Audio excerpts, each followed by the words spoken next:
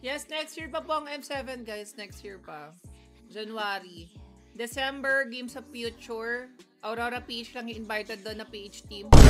Pero nandun yung Onyx ID, RRQ, Aurora Turkey, Team Spirit, nandun. Pero sa PH, ano lang invited Aurora. Malakas kasi Kapit eh. Awit. Grabe yung Aurora. Sila lang invited, guys, sa Games of the Future. Oo, sila lang invited. Malakas Kapit eh. No choice kayo kundi supportahan yun. Wala kayong Diyos kundi supportahan. Pero pwede nyo rin namang i-bash. Yung TLPH, alam ko invited din dapat sila. Kaso meron silang SEA Games. Kaya tinanggihan nila. Tapos balita ko nagpaprotesta yung Onyx. Nagpaprotesta yung Onyx, sabi nila. Best of 3 lang best of 3. Para daw malaman ko sino yung invited doon sa Games of Future. Oh, parang yun nga din nadinig ko eh. I'm not sure kung legit, pero ayun yung nabalitaan ko.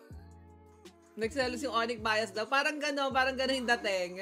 Kaya sabi, best of 3 para malaman kung sino talagang deserving. Kaso hindi siya kasi hindi siya qualifiers eh. Hindi ko rin alam kung ano yung qualifications. Pero yun ang alam ko. Direct invite ang Aurora tsaka TLPH. Kaso TLPH, tinanggihan nila kasi meron silang SEA Games. Yung SEA Games, December din. Ay, ata. Yeah, alam ko December din ang SEA Games.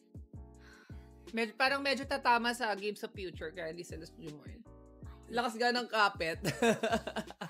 Bakit tapon naman sila? Tapon naman sila, diba? So, parang tama lang naman top 1, top 2 kunin. So, I think it's, naman yun. Grabe ang TLPH Golden Road na ang hinahabol. Wala, binibasic nila ang ML.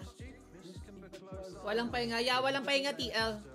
Buti nga, hindi na sila sumama sa Games of Future eh. Kasi kung isisingit nila yon, kunwari kakayanin ng schedule, tas diretso M7, aba, ngarag talaga sila.